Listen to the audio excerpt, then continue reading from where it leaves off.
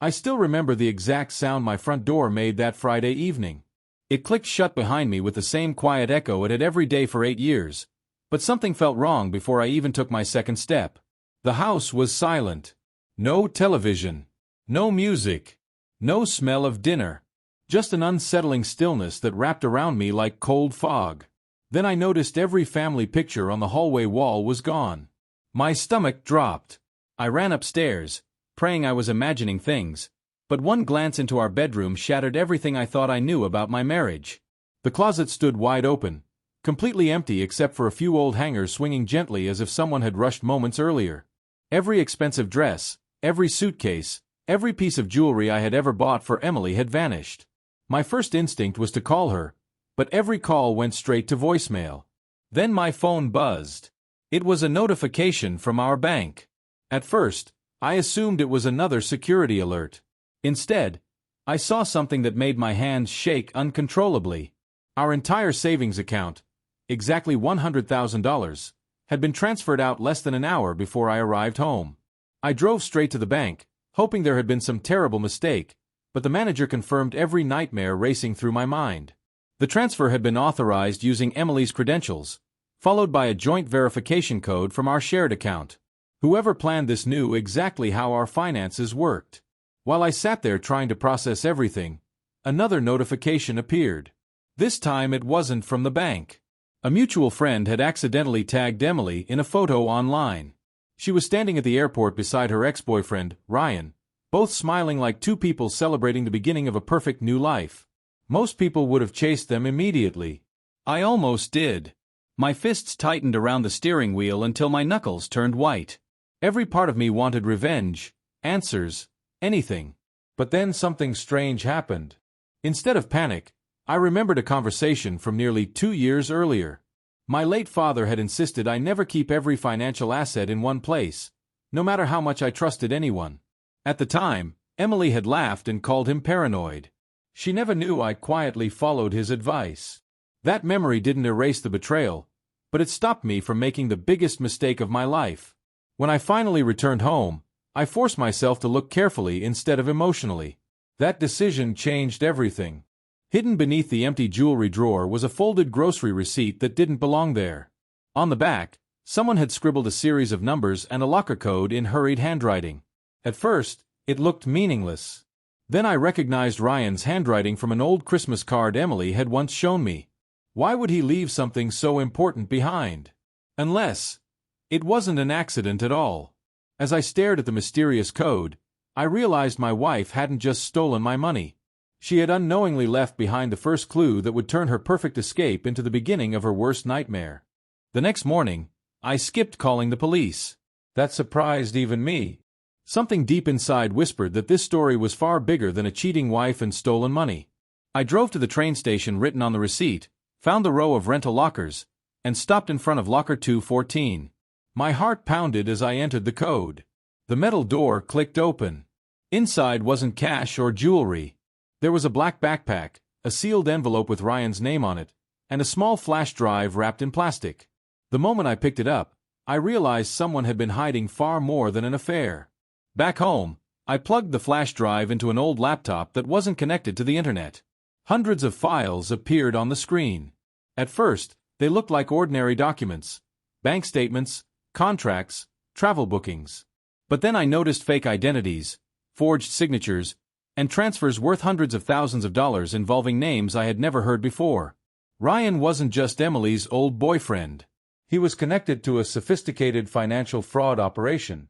Even more shocking, I found several emails proving Emily had only recently been pulled into the scheme.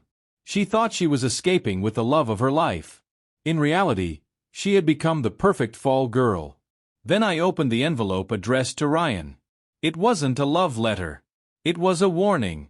Someone had written, "If you disappear with the money before the final transfer, everyone involved will pay. No exceptions." My blood ran cold. That sentence changed everything. Emily hadn't simply stolen our savings and run away. She had unknowingly stolen money while crossing people who clearly didn't forgive betrayal. For the first time since she left, I wasn't angry. I was terrified. Not for myself, but because I suddenly realized she had no idea the nightmare waiting for her on the other side of that airport. Before I could decide what to do, my phone rang from an unknown number. I answered cautiously, expecting the bank or perhaps the police. Instead, a calm male voice said, "Daniel, if you found the locker, then Ryan made his first mistake." My heart nearly stopped. "Who is this?" I demanded. The man ignored the question. "Listen carefully. Your wife thinks Ryan loves her. He doesn't. The moment he gets what he needs, she'll disappear forever." The call ended before I could respond. I immediately tried calling back, but the number had already been disconnected, as if it had never existed. That night I barely slept. Around 3 in the morning, another notification lit up my phone. It wasn't from Emily. It wasn't from the bank. It was an international news alert. Authorities had detained several passengers after discovering forged passports and suspicious financial documents during a routine inspection at a European airport. One of the blurred surveillance photos showed a man whose build and hairstyle looked exactly like Ryan. But Emily was nowhere in sight. Had she escaped? Or had something far worse happened before the authorities ever reached them? As the unanswered questions multiplied, I realized I wasn't chasing my stolen money anymore. I was walking straight into a conspiracy that could destroy every life connected to it. 3 days passed without a single message from Emily. The silence was almost worse than the betrayal itself. Then, just as I was about to hand the flash drive over to federal investigators, my phone vibrated. A single text appeared from an unknown international number. "Daniel, I made the biggest mistake of my life. Ryan lied about everything. Please don't trust anyone. They're coming for me." Before I could reply, another message arrived, a blurry photo of Emily sitting alone inside what looked like an abandoned warehouse. Behind her, barely visible on the wall, was the same strange symbol I had seen in the documents on the flash drive. Seconds later, the number went dead forever. I immediately contacted the investigators and handed over every file from the locker. Within hours, they connected the evidence to a criminal organization that had spent years laundering millions of dollars through fake companies and stolen identities. Emily's fingerprints were all over the bank transfers, but the files also proved she had never organized the operation.